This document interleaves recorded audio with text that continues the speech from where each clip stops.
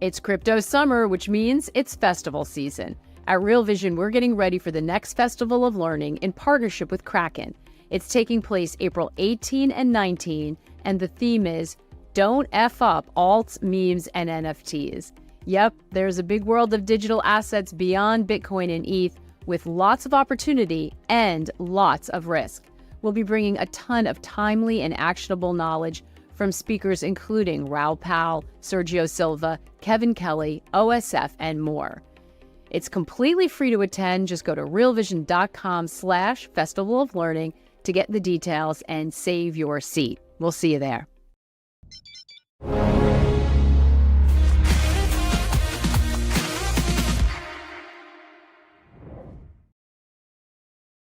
Is the Fed's inflation target dead? Hi, everyone. Welcome to the Real Vision Daily Briefing. With me today is Vincent Deluard, Director of Global Macro Strategy at StoneX.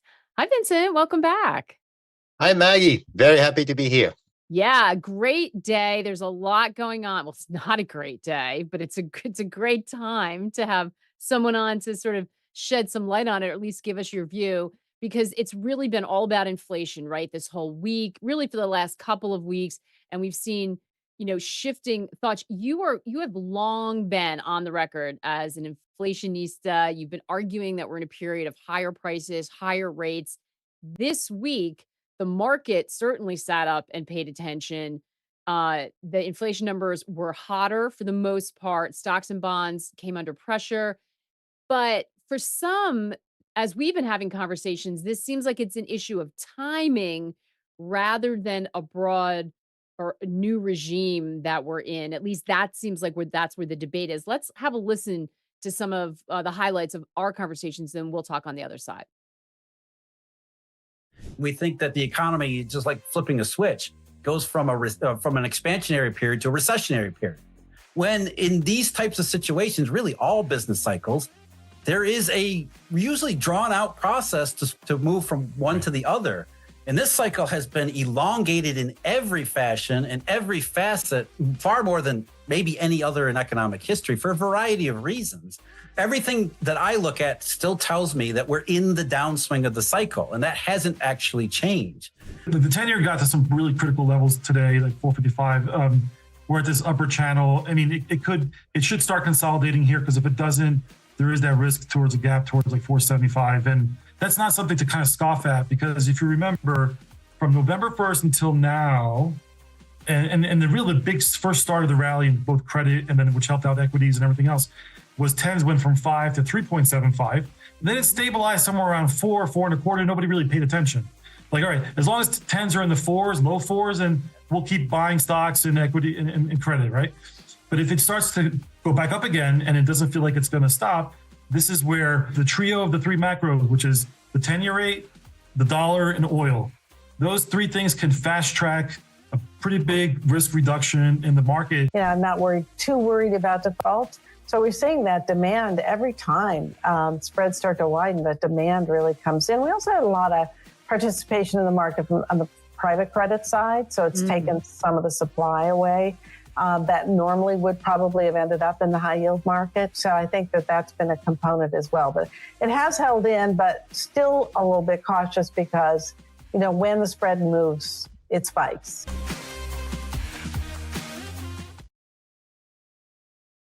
And that's really just the tip of the iceberg of the conversations that we're having across the Real Vision platform, both macro, crypto, trying to figure out, what's different, what's changed, what's the same. And we have such a diverse range of opinions. So as usual, you can get access to it all. To join and find the right level for you, just hit the link rather in the chat, the clink. So Vincent, what is your sense? Is this just a matter of pushing back the timing of potential easing, or is there a different dynamic going on? Sure, it's gonna be different this time, like the other 12 months that it was supposed to be different. I mean, I don't know. How long is long enough? The last sub 2% inflation print was February of 2021. So more than 3 years now. How long is transitory? I mean, how long before, you call start calling a spade and accept that we've moved into a world of structurally higher deficits, structurally higher inflation, and structurally higher rates. I mean, the bond market has been fighting this reality tooth and nail. We are in a rare moment of clarity. Now, if you look at the futures implied probabilities, we're looking at, between 2 and 3 cuts by the end of the year, which is more or less what the Fed has guided. Just 2 months ago, we were pricing 7 cuts. I mean, that tells you how much delusion there is amongst the supposedly smart fixed income market. So to me, no, it's not a question of timing. Of course, there'll be ebbs and flows. Who knows? Maybe this whole geopolitical drama clears up. I certainly hope it does. We could see some relief. At this point, it looks like oil really is the dark night that drives the 3 apocalypse horsemen of higher rates, higher dollar, and higher oil prices. So maybe that goes down. Yeah, we could get some relief again. It's not my expectation, but my forecast is that whatever relief we get is going to be temporary, and that eventually we'll go back to where we are. We'll go back to seeing 5% 10-year yield. We'll go back to talk about rate hikes, not cuts.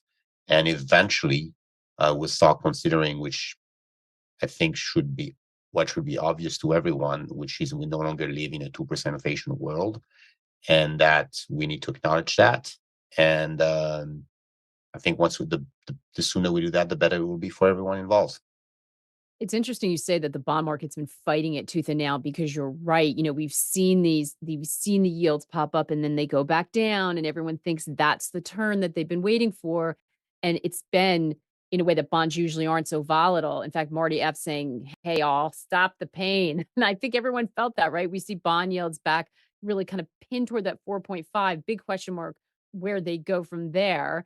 And stock rout today, S&P worst day since January. But we see, losses of 1% across the board, 2% for the Russell, the VIX up 16%. So there is a lot of hand wringing and angst. Contributing to that mood, by the way, JP Morgan CEO bank earnings are coming out. Jamie Dimon saying that even though some of the economic indicators are good, that they are very alert to these risks really out there, including what you mentioned, overseas conflict, but also those inflationary pressures. You can understand why people are confused, though, because you also have Larry Fink from BlackRock coming out and saying, yeah, I think there'll be Fed rate cuts. So it's, this is what's, I think, really been perplexing for people. So we took the question right from your research note, is the inflation target dead? You think so, right? And you think 2%? It was not a question in my research. Yeah, no, ours was. We start with a question. There is no question. You think it's dead. Yeah, that's the quick answer. And it's funny you should mention Larry Fink. It was just today he came up with basically, I mean, he's a smart guy. I mean, he's known that for a long time, but finally he came out public by saying, hey, if we get down to 2.93%, that's a win for everybody. And when you see someone like Larry Fink, world's largest asset manager, start agreeing with crazy lunatics like me, that tells you that the pendulum is swinging. I mean, I love that quote about I think it might be Gandhi or Schopenhauer or Elizabeth Holmes, one of the 3, possibly all 3, about truth. I'm gonna go Schopenhauer because it sounds smarter. The truth is first completely ignored, then it's violently fought against, and then eventually it's accepted by everyone as evidence. And I've certainly seen that when it comes to the inflation target. And I think we're getting to stage 3 here, where you see very kind of mainstream consensual voices like Mohammed Airline, Alarian, like Larry Fink, telling you what was obvious, 2 years ago, is that we cannot have a 2% inflation target if we have structural deficit of 7% of GDP. I mean, any central banker in emerging market can tell you that. Anyone who's studied basic math can tell you that. And we know the deficit is not going down, and it will be a lot easier to raise that target. And now it's really the matter of just kind of acknowledging it and doing it in a way that doesn't rattle markets too much, and lets the U.S. government finance itself at rates we can afford. There's so many questions that come up with that. But I want to ask one from Sebastian right now because I want to sort of stay before we talk about the sort of policy and the implications of that. I want to stay with the inflation issue. And Sebastian said, "Hey everyone, I'm quite confused about inflation. CPI 10-year rates say higher for longer, but truflation is way below 2%. Right. Where does this strong discrepancy come from?" Great question, Sebastian. Yeah. I'm not especially for the on the truflation number. Um, I think a lot of that comes from prices that are scraped off the web, so there may be a bias towards the kind of core goods category that really went up like crazy in 2021, 2022, and now come down on the back of retailers liquidating excess inventories, supply chains getting better. There may be less of a weight. To me, the real driver of inflation really are shelter, healthcare, and wages. These are the three big ones. And shelter is not coming down the way people expected it would. If anything, my impression is that we still need to catch up. I mean, if you look at a chart of the K-Shita versus the owner's equivalent rent, or the rent in the CPI versus zero observed rent index, I mean, we're still 20% from below. So that catch up process is not done. Healthcare is a complete disaster. The way it's computing the CPI, it's called a retained earnings method for health insurance that messes everything up. The weight is off. I mean, I could go on forever on healthcare, but just reality is healthcare costs are increasing by 7, 8, 9% a year. And I mean, I think that everyone feels that, right. right? And it's everyone except the Bureau of Labor Statistics. So that's right. but Unfortunately. there's I love this. I don't know if you remember the original Jurassic Park movie. It's the beginning, and they're doing the tour of the park, and Jeff Goldblum, the mathematician, they're presenting him. Oh, the dinosaurs cannot have babies because they're all female, and blah blah blah. And then life finds a way. I love that quote. Life finds a way, and I think that applies to the CPI, right? I mean, you have basically your economists that work really hard with hedonic adjustment and messed up shelter and understating healthcare CPI, but life finds a way. Someone is paying this insurance premium, and my impression is that it's going into wages, which is why we cannot seem to get under control these kind of core services like shelter. That part of the CPI, which really should bother people. If you look on a 6-month annualized, we're probably only at 6-7%. That's basically all wages, right? This is your waiters, your hairdresser, your plumbers, your car repair, your attorneys, and that part. I mean, not huge, but that's really the part that should give the Fed nightmare. And in the metaphor, that's the T-Rex, right? Life finds a way.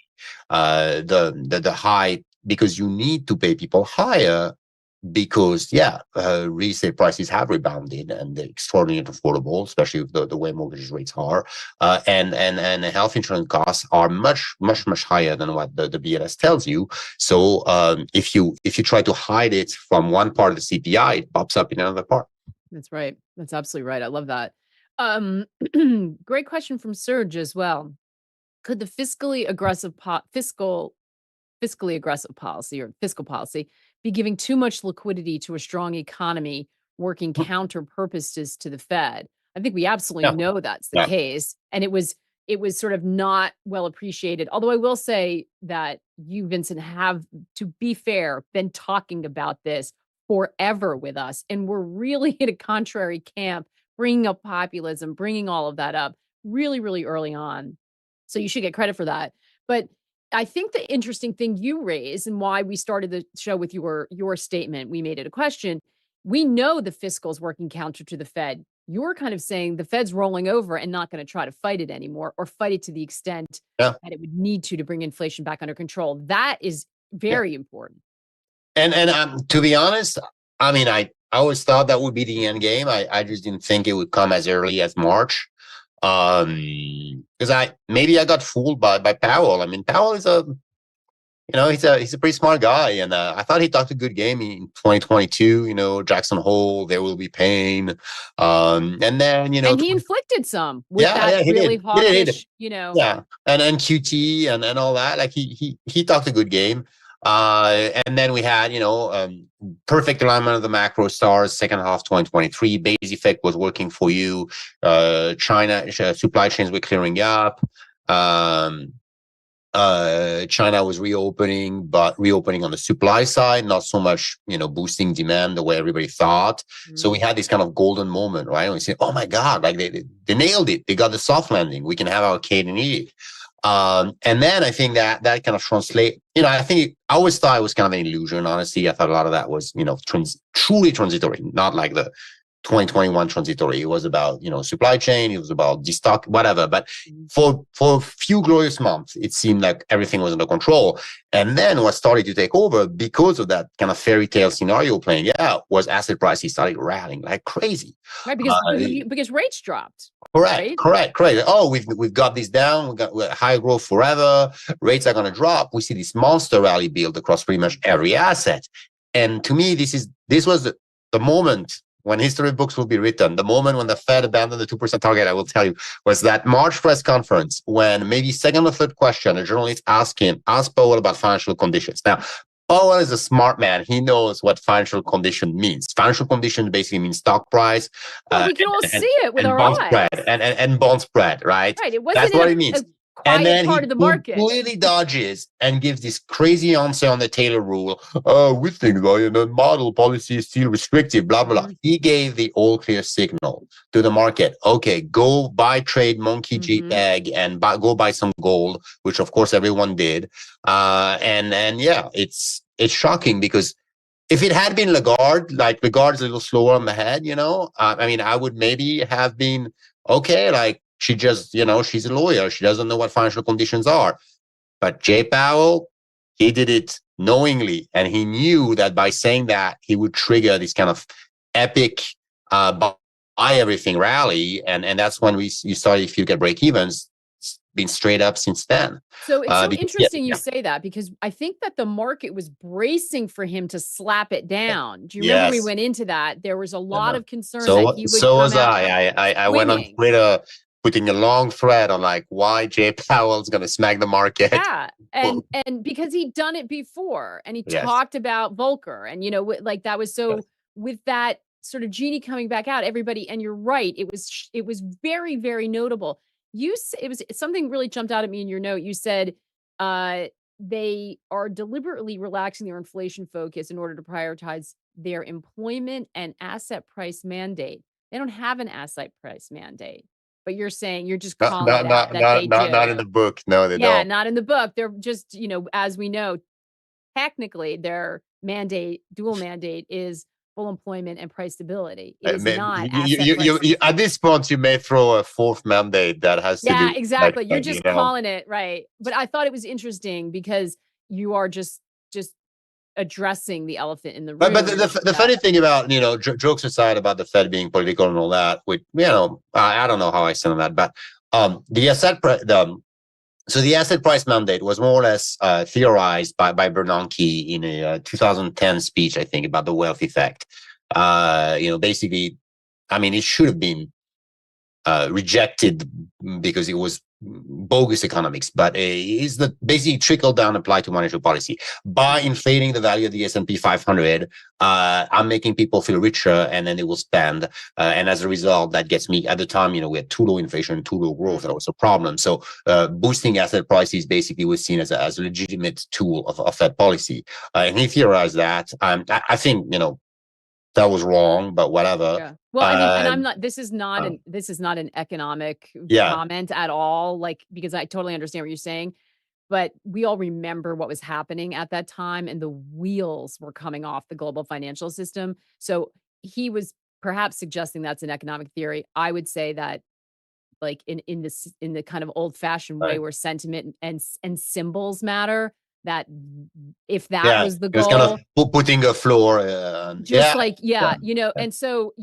it may be really bad economic policy, but in terms of sort of I don't know the exact right word to say, but the sentiment that and think back to like shovel and pick and what Roosevelt did. I think it was on that, but that brings up a point that some people talk about the financialization of the economy. Right. One last thing I want to mention that the reason I brought that 2010 speech is because back then inflation was not high enough. So the justification was, oh, we need higher asset prices in order to feed inflation. Mm. And my point is like it's not symmetrical. Today we have the exact opposite problem. Inflation is way too hot, and it's kind of stabilizing as I was expected at a plateau of like 3.54%. But if it truly this were, you know, a legitimate economic argument, which we both know it was not, then you would say, well, that must be because asset prices are too high. I'm going to lower asset prices in order to bring inflation down. But you see, it's kind of asymmetry in the reaction, right? When inflation is too low, yes, you boost asset prices. When inflation is too high, well, you also boost asset prices. And I really think it's the crux of the problem right now is asset prices, because we've seen interest rates hike don't really work. Like we have this extraordinarily liquid economy where, you know, people have refinanced at very low rates. So what higher rates mean for me? I mean, I locked in my mortgage at that 2%. So I get basically an annuity from the Fed on my cash. You know, So there's no way to rein in inflation without destroying generational wealth and assets? Yes, I would believe that interest rates don't work. That's terrible. Liquidity, that's a terrible scenario. You can't do it with liquidity because we had the the Silicon Valley Bank crisis. We see what happens if you tighten too much. We already see the Fed actually, you know, kind of tapering quantitative tightening. So rates don't work, liquidity doesn't work. Then you have Yellen, you know, spending like a drunk salesman. Sailor, you know, deficits of 7% of GDP. Well, yeah, technically so Congress. Technically, Congress spends the money, not Treasury, just small. Yes. Because they all pretend they didn't when they try to not raise the debt ceiling. They all pretend they didn't do that vote. Let's just say there's a bipartisan consensus on spending like a drunken sailor. Absolutely, it is a. It's the only. Yellen is the one everyone agrees executing, signing the checks. Okay. Yes. So anyway, so you have this massive. The other question I was alluding to was the fiscal impact that's running against you. Rates are not working. You cannot do liquidity. What do you have left as a central banker? The only thing you have left, if you're serious about bringing down inflation, is asset prices. You need to hammer it down, like basically. Which is why they're not going to do it. Yes. That's exactly because they can't. Yes. They can't. I mean, the fallout would be, and it's real. It's not just the popularity, credibility. To destroy assets for people who need them to retire, because remember, most of retirement's tied to the asset market. It's not pension based anymore. Create that's a whole, you know, which seemed like a great idea to privatize that, but this is the other unintended consequence of that you have financialized the economy or tied assets to people's well-being in a way that they never were a generation ago when you got a pension. Which is why I think, you know, I mean. There's a part of me that still hates boomers that kind of wants this to happen, like this kind of great reset, and then boomers to, you know, sell their overpriced homes and take some pain and some share in this readjustment. But I agree with you that it's not going to happen. Really so it's generational, right? Because the people suffering now are the younger people. Yeah. In order to protect the retirement of boomers. My view is always somehow we need to default on the boomers, and it's probably better to do it in real term than in nominal terms instead of, you know, lowering the value of every asset. I think you just basically increase inflation, and you reach the same outcome. Here's a really interesting question: you know, boomers are the biggest voting bloc. We know we have an age situation where those are the voters that matter. What if young people start turning out in droves? They outnumber. They just don't vote, but they outnumber. A couple elections ago, somebody had a great statistic about as all of these, you know, millennials and everybody come to age voting, they way outnumber boomers. They just don't vote, so they don't exercise their political power. What if they start doing that? Do they start voting for different? Anyway, listen, I want to ask about, so first of all, you also think recessions are dead. I'm just throwing that headline out there, but I want to ask about, because we have such limited time, a couple of questions come up, and this is really important. Questions about war, the geopolitical risks that are out there, and what it means for oil, because this is, as you hinted at, this is a really important part of the equation when everyone's getting really concerned about inflation. These inflation readings are going to roil the market now as they come in. So, Ralph's saying, what is your view on crude oil? There's an elevated call buying on Brent. We've had attacks on Russian oil infrastructure and a purported imminent attack on Israel by Iran or its proxies. what do you see happening with oil? I mean, I'm really not the right guy to answer that question, but I'm going to do it anyway, so you can. Well, let me give you a different one that maybe you're Maybe thinking no, about. but I'm gonna You're like, answer I'm it going anyway. for it. Let's go. Let's be stupid, okay? So, I think that the latest leg. I mean, you have many issues on oil. You have OPEC maintaining the cuts. You have U.S. output not raising enough. You have the economy picking up. You have not from the recession. Europe getting a little bit better. So you have this. I would say. Somewhat bullish fundamental background. It's not purely geopolitical, but if you look at that last, parabolic leg up, that's really, is Iran going to nuke Israel on Monday? And I'm going to go on the record and say that Iran is not going to nuke Israel on Monday, because if they do anyway, we'll have other things to worry about than The price of oil. my forecast. Yeah. Short term, I think you have maybe $5-10 of geopolitical premium in that barrel that could clear up, because I do think eventually Iran is pretty rational actor, and then they don't want war with the U.S. They need to react, but they'll be very deliberate in their reaction. It's just my guess, but I could see it. But my point is, I could see you remove that geopolitical premium, I could see oil come down. And then after that, I think we fall onto the more kind of structural underpinning of what I think is going to be a super cycle for commodity, but not a demand-driven super cycle, more of a supply-driven super cycle, in the sense that we haven't invested a lot in the sector and exploration for many years because of ESG, because of the push to go into renewable, and we still have fairly strong demand. We have OPEC that's a lot more aggressive than we thought it would be, and then U.S. shale production. It took a lot of it in 2023, but there's probably a limit as to how much we can produce. So long term, I remain somewhat bullish, but I think that last spike to above 90 on Brent, will probably get corrected in the coming weeks.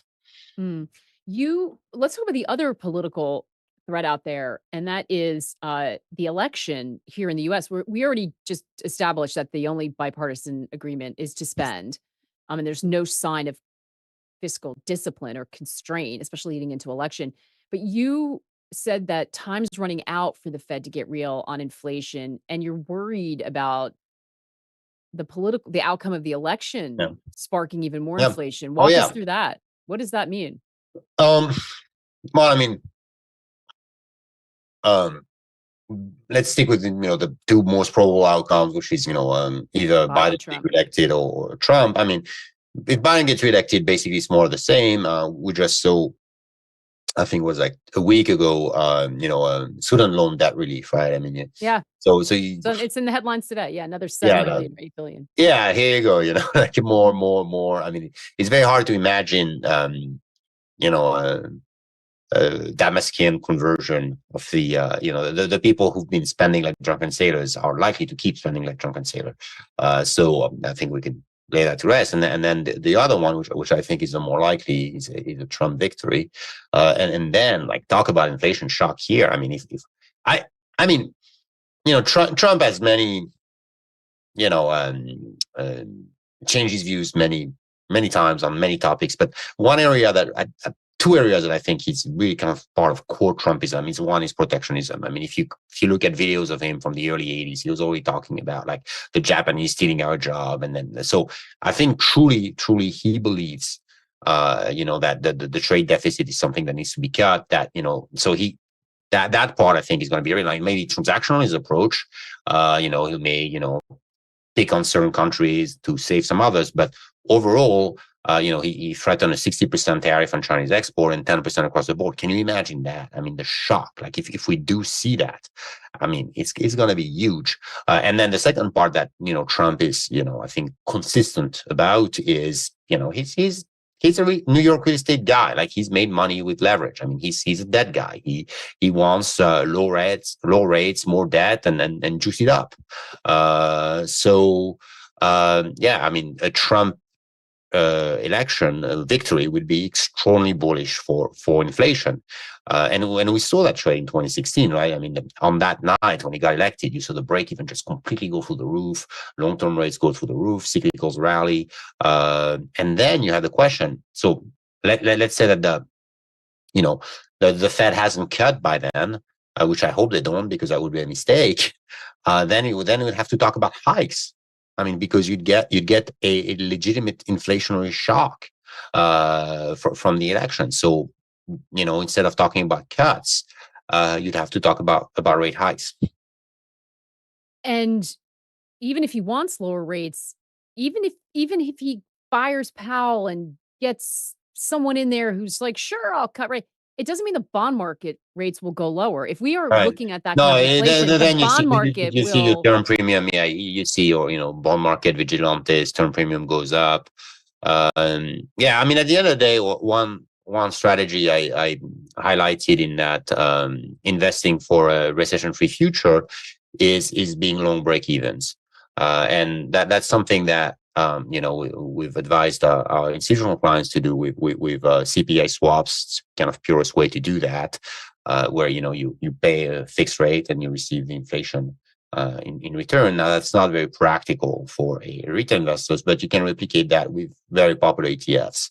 One is you go short TLT, the long-term treasury, and then you go long an inflation protected fund, TIP, that invest in tips, and the resulting position is synthetic position that's long break evens, and I think that's the trade either way, because yes, it could be that maybe we go full Arthur Burns, right? Maybe Trump bullies Powell and Powell caves, or Trump nominates. Or more likely replaces him. Yeah, I think it's 2026. I think it's when his mandate is up. I mean, he could, Right. So if that's the case, your long rate, your short long-term bonds not going to work, right? Or if you have like straight up financial repression, I would not pass it beyond. I mean, we had it in the 50s, for example.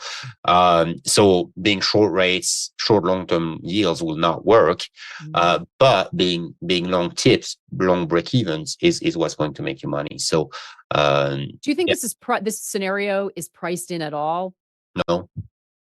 No, I mean, barely starting. I mean, you look at break evens. I mean, the one that really popped up, much to my pleasure, with the short ones, like 2-year break even. I think it's about 3% right now.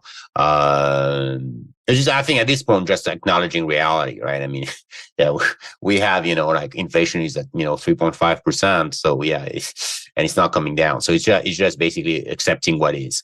But the long term break even is probably 10-year. You're looking at 2.5%. Which, if I'm right about inflation, I think that the better number is probably around 3.5.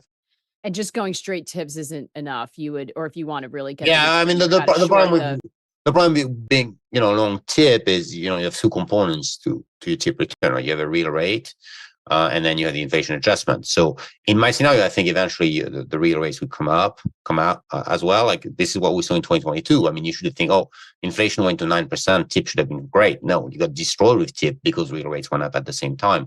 So you hedge that real rate component by being short. In the case I took TLT, but I mean, if I wanted to do it perfectly, I would match the duration. So TLT is long duration, tip is shorter, but whatever. But you go short kind of regular government notes and bonds to hedge the risk that real rates are going to go up. This is such an important conversation because the minute you veer into talking about the election, it seems partisan. This is not partisan. This is just gaming out what is likely based on, the outcomes. And I think it's really important for people at least to be able to divide their head about what they might want politically and then what might happen to their portfolio. You don't like some other inflation hedges that are very popular right now, including gold and Bitcoin, even oil. You don't think any of those would work in this situation? Why?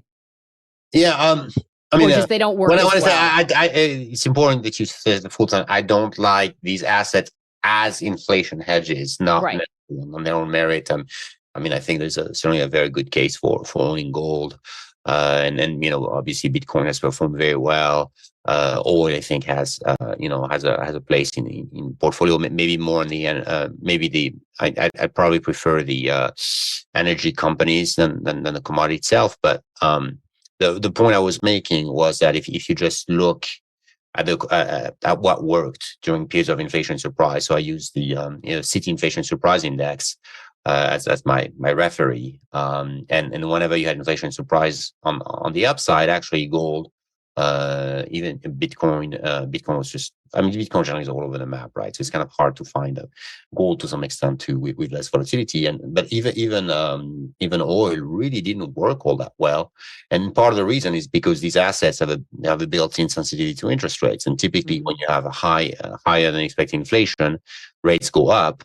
So your kind of inflation hedge wants to move higher, but then your rate sensitive asset wants to go lower. So you don't get that pure bet on inflation, which is why I like the cleanest way is this CPI swap, right? That's just the cleanest way. But you can't do that with investors. So you replicate that with this synthetic long tip, short TLT position, and that has the expected relation, consistently positive relation with inflation surprises. Amazing stuff. Vincent, I love when you come on. You're always thought provoking. Your research is super original and really sort of forward looking. So we just always appreciate when you come on and share it. It's just great stuff. Thank you. It's always a pleasure to be here. Thank you Gave us very a much. lot to think about over the weekend, that's for sure. So thank you for that. Just a programming note for everyone. I know we just on the heels of that, Vincent just, talking about, does Bitcoin really work as a hedge? There's a lot of opinions about Bitcoin, where it's going as an investment or a hedge. And it gets even more heated when you start to go out into the altcoin, NFT, token universe. There's a lot going on. So what do you need to know? How does it fit in for you? Should it be something you're considering? How do you navigate it all?